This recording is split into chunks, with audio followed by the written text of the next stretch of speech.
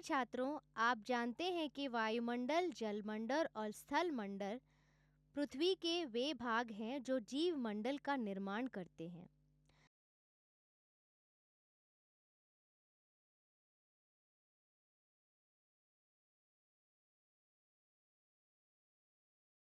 भौतिक और जैविक कारकों और उनके रासायनिक अन्योन्यक्रिया का योग पर्यावरण कहलाता है।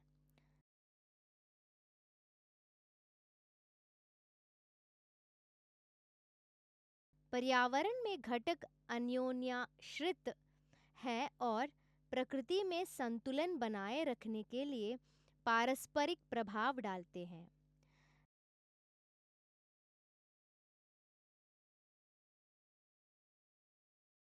मानव गतिविधियां पर्यावरण पर कई नकारात्मक प्रभाव दिखाती हैं।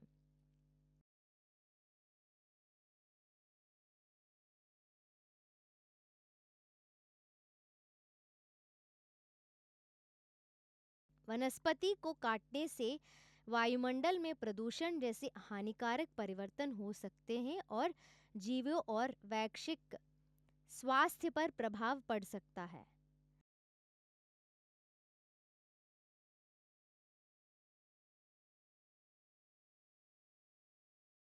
विभिन्न प्रकार के पदार्थ और उत्पाद पर्यावरण में छोड़ा गया है, जिससे महत्वपूर्ण परिवर्तन हुए हैं।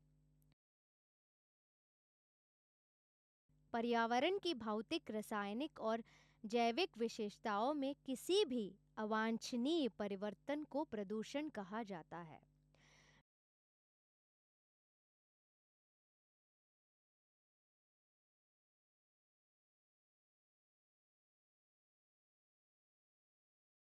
जो पदार्थ अवांछनीय परिवर्तन लाते हैं वे प्रदूषण कहलाते हैं।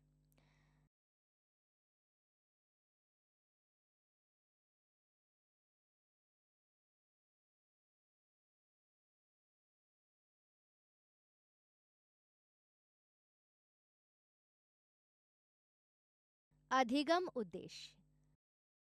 इस पाठ के पूरा होने के बाद आप निम्नलिखित बातों को जानने में सक्षम होंगे। प्रदूषण के प्रकार,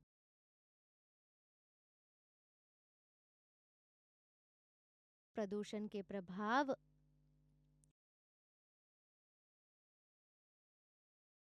ओजोन रिक्तीकरण,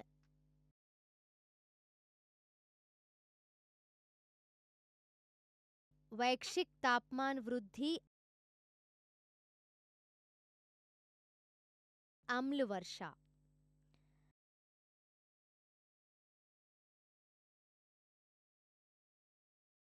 खोज शब्दों: प्रदूषण, प्रदूषक,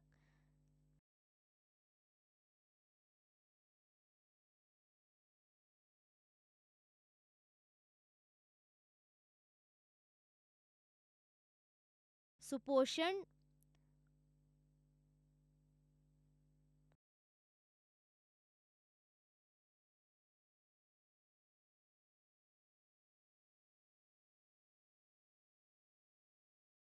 क्लोरोफ्लोरोकार्बन CFCs,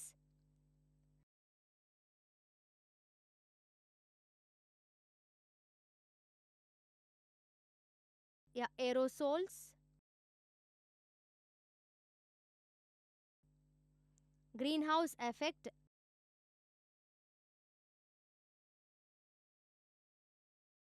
अम्लीय वर्षा।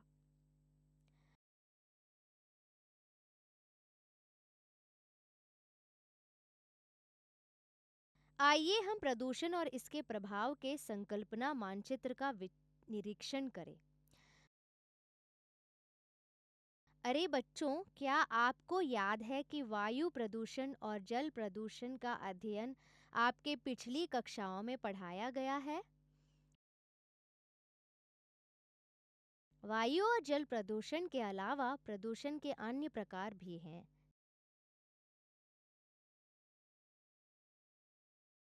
वे क्या हैं, यहाँ देखें।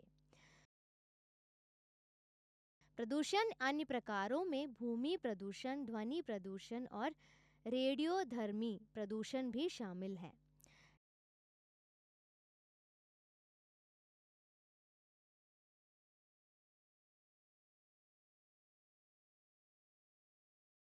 इस विषय में हम मुख्य रूप से ओजोन रिक्तीकरण, वैश्विक तापमान वृद्धि और अम्लीय वर्षा जैसे प्रदूषण को प्रभावों पर ध्यान केंद्रित करते हैं।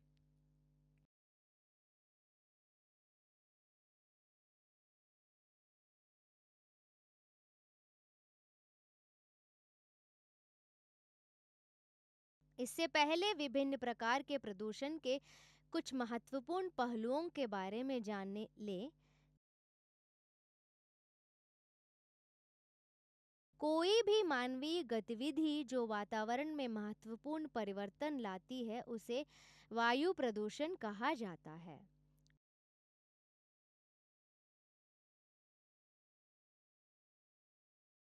कोयला दहन जैसी गतिविधियां सल्फर हाइड्रोक्साइड, कार्बन मोनोऑक्साइड और कार्बन हाइड्रोक्साइड की थोड़ी मात्रा का उत्पादन करती है जो वायु प्रदूषक के रूप में कार्य करती है।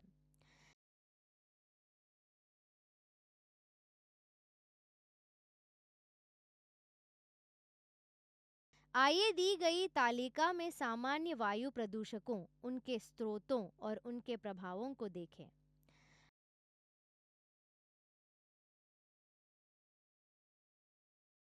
अब वायु प्रदूषण के नियंत्रण उपायों को जानने का समय आ गया है।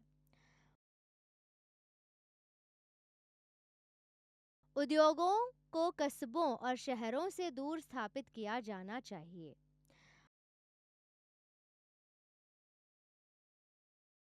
उद्योगों से होने वाले उत्सर्जन की जांच और नियंत्रण किया जाना चाहिए। वाहनों की कुशलता में सुधार करने और उत्सर्जनों को न्यूनतम करने के लिए आवधिक रूप से उनकी जांच की जाती है।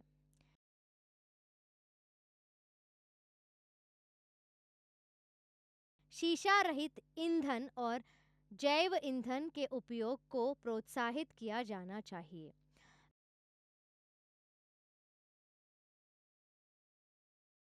लोगों को प्रदूषण और निवारक उपायों के बारे में जागरूकता लाने के लिए शिक्षित किया जाना चाहिए।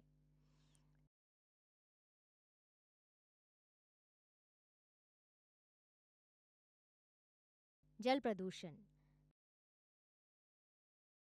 जल प्रदूषण के प्रमुख स्रोत उद्योगों से निकलने वाले अपशिष्ट मल जल का संचयन है और कृषि में कीटनाशकों और उर्वरकों का व्यापक उपयोग है।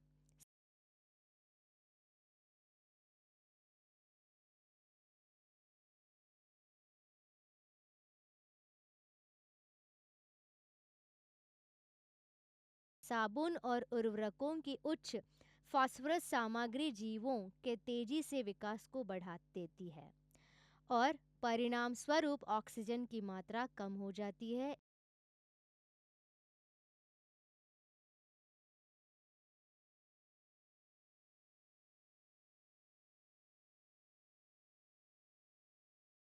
इसके परिणाम स्वरूप जलीय जीवों और एक जलीय परिस्थिति तंत्र पर प्रभाव पड़ सकता है और उसे सुपोषण कहा जाता है।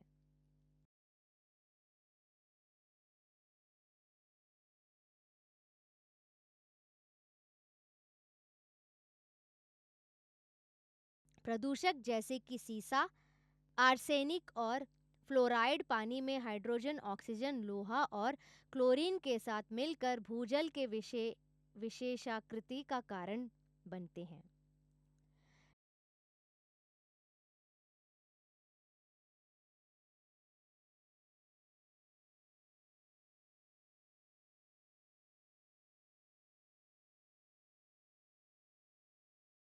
जल प्रदूषण का नियंत्रण। उद्योगों से निकलने वाले अपशिष्ट को प्रदूषकों और जहरीले रसायनों को हटाने के लिए उपचार किया जाना चाहिए।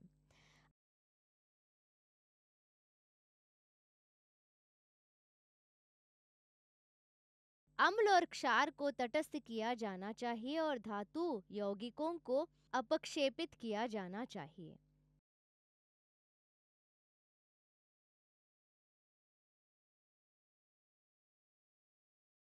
भट्टियों से निकलने वाले अपशिष्टों को कमरे के तापमान तक ठंडा किया जाना चाहिए और छोड़ने से पहले उपचारित किया जाना चाहिए। मल जल के पानी को निलंबित कणों को हटाने के लिए उपचारित किया जाना चाहिए, हवा दी जानी चाहिए और क्लोरीनीकरण किया जाना चाहिए ताकि पानी शुद्ध किया जा सके और पुनः उपयोग किया जा सके।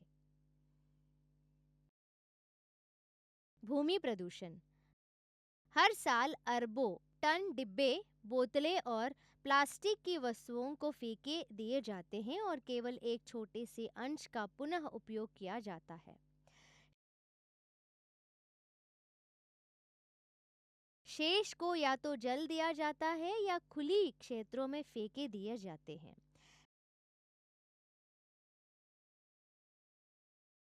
ऐसे स्थान कीटों, चूहों और अन्य कीटों के लिए प्रजनन स्थल में बन रहे हैं जो भूमि को प्रदूषित कर रहे हैं।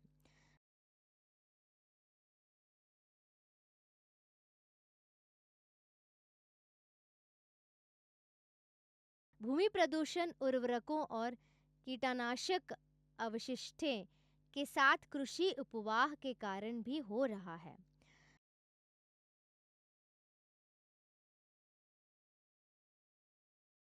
वायु प्रदूषण के कारण अम्लीय वर्षा भूमि प्रदूषण में योगदान करती है, जिससे मिट्टी की अम्लता और उर्वरता प्रभावित होती है।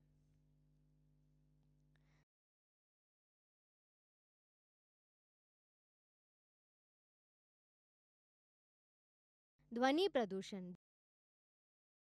ध्वनि हमारे जीवन का एक अनिवार्य हिस्सा है। कोई भी ध्वनि जो मानव कानों पर अप्रिय प्रभाव और असुविधा का कारण बनती है, शोर कहलाता है।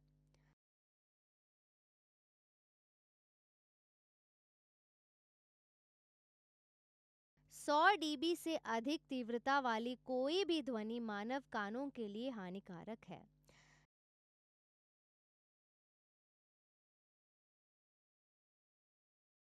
ध्वनि प्रदूषण मनुष्यों और जानवरों को प्रभावित करने वाले प्रदूषण का एक स्रोत बन गया है।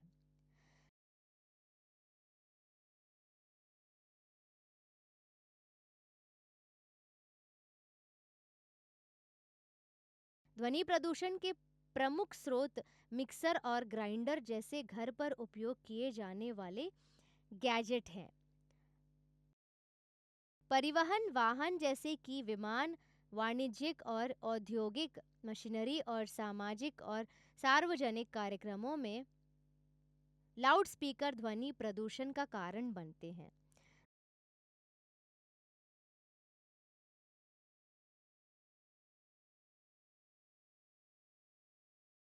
ध्वनि प्रदूषण सीधे मानव तंत्रिका तंत्र को प्रभावित करता है, जिससे बहरापन, सिर दर्द, उच्च रक्तचाप और हृदय विकार होते हैं।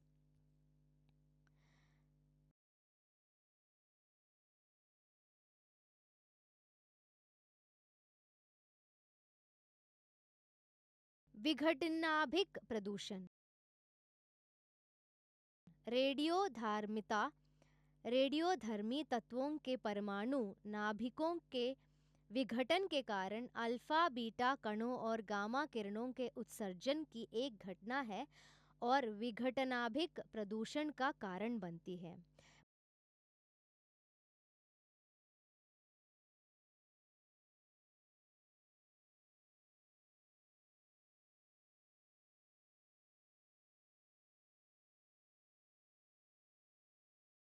परमाणु ऊर्जा संयंत्र परमाणु हथियार विघटनाभिक समस्थानिक और यूरेनियम और थोरियम जैसे विघटनाभिक पदार्थों के खनन और शोधन के कारण विघटनाभिक प्रदूषण होता है।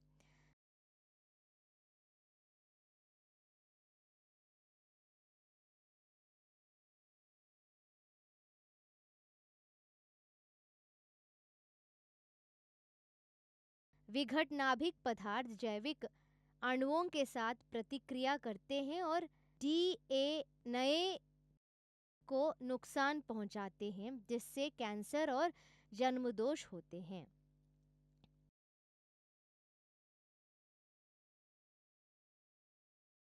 ओजोन परत क्षरण।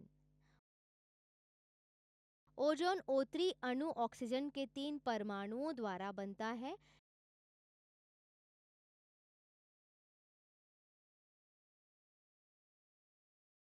जीवन के सभी व्यायाम रूपों के लिए ऑक्सीजन आवश्यक है, लेकिन ओजोन एक घातक जहरीला पदार्थ है।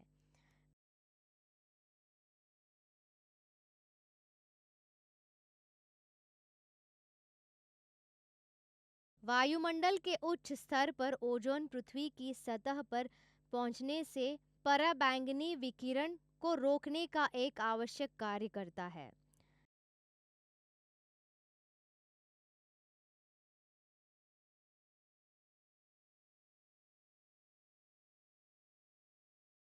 वायुमंडल के उच्च स्तरों पर ओजोन पराबैंगनी विकिरण का ऑक्सीजन अणुओं पर कार्य करने का एक उत्पाद है।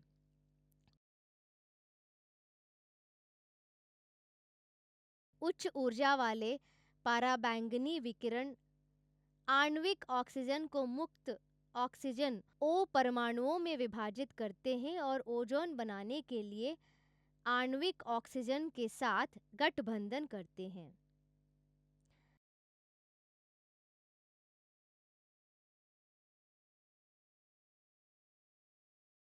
1980 के दशक से वायुमंडल में ओजोन की मात्रा तेजी से घटने लगी है।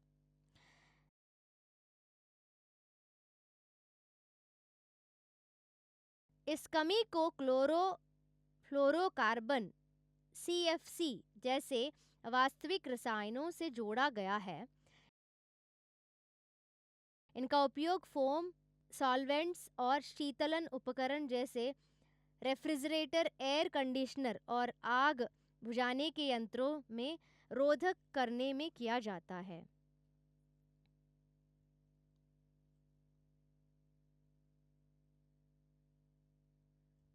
क्लोरोफ्लोरसी हमारे दैनिक जीवन में प्रयोग किए जाने वाले विभिन्न प्रकार के स्प्रे में भी पाए जाते हैं, जिन्हें एरोसॉल कहते हैं।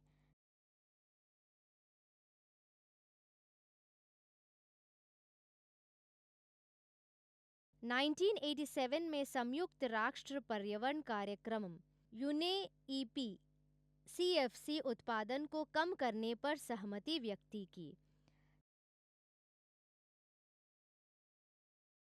समताप मंडल में पराबैंगनी किरणें CFC को क्लोरीन परमाणुओं में तोड़ देते हैं। क्लोरीन ओजोन के साथ प्रतिक्रिया करता है और इसे ऑक्सीजन में तोड़ देता है। ओजोन रिक्तीकरण का क्या प्रभाव पड़ता है? ओजोन परत के पतले होने से पराबैंगनी किरणों के उच्च स्तर पृथ्वी तक पहुंचने की अनुमति मिलती है।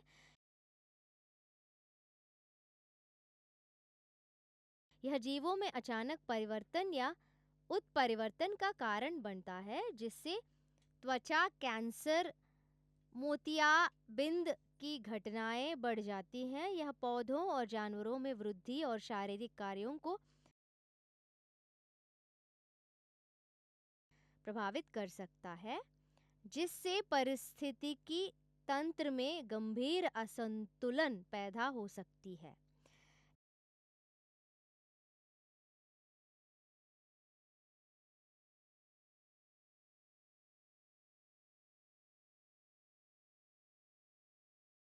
यह गैसों के प्राकृतिक संतुलन और कार्बन चक्र को परेशान करने वाले वातावरण को प्रभावित करता है।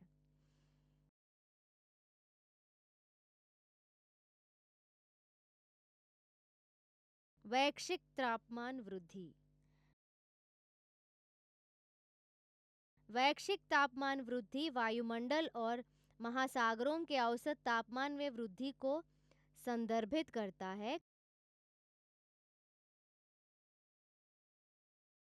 कहा जाता है कि पृथ्वी के औसत तापमान में लगभग 0.8 डिग्री सेल्सियस की वृद्धि हुई है। सूर्य के विकिरण द्वारा पृथ्वी के तापमान के कारण उत्पन्न होने वाले अवरक्त किरणों वायुमंडल में कुछ गैसों द्वारा फंस जाती है।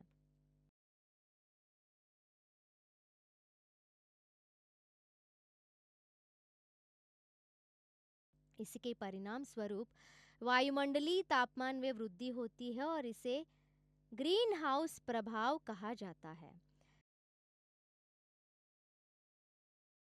इस प्रभाव के लिए जिम्मेदार गैसों को ग्रीन हाउस गैस कहा जाता है।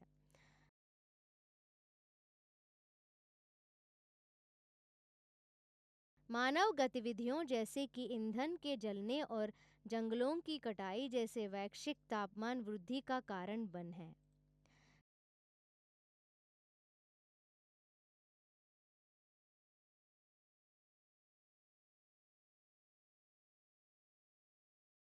Carbon hydroxide, nitrogen oxide, methane और कुछ हद तक ओजोन वायुमंडल में ग्रीन हाउस गैस हैं।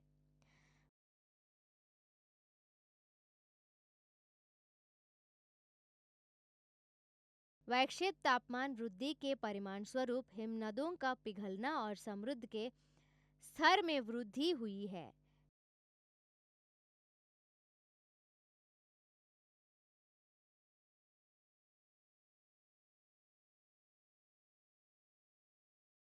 इसके परिणामस्वरूप भूमि जलमग्न हो जाती है और जलीय और भूमि जीवन दोनों प्रभावित होते हैं। अम्लीय वर्षा। क्या आप जानते हैं कि सामान्य वर्षा जल अम्लीय होता है? इसका पीएच मान 5.6 होता है। पीएच 5.6 से कम पीएच वालों वर्षा जल को अम्लीय वर्षा कहा जाता है।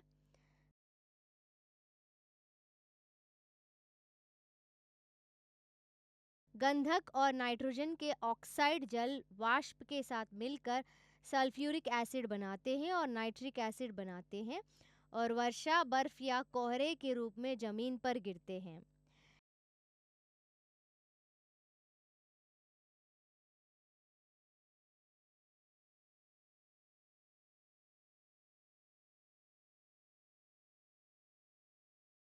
इन ऑक्साइडिंग के मुख्य स्रोत उद्योगों में ईंधन का दहन है।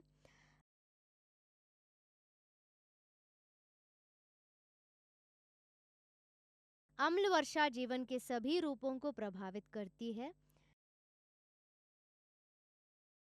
यह जलीय पशुओं में अंडे के उत्पादन को प्रभावित करता है और जनसंख्या अनुपात को बदल देता है।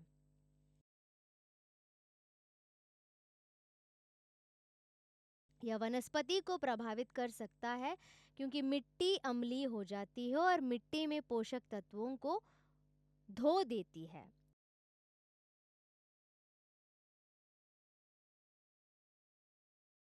अम्ल वर्षा मनुष्यों के लिए हानिकारक है जिससे त्वचा की एलर्जी और श्वसन संबंधी समस्याएं होती हैं।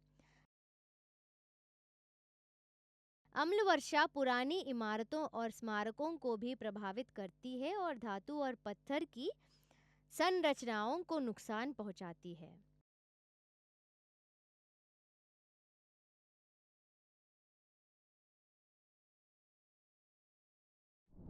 पाठ का सारांश।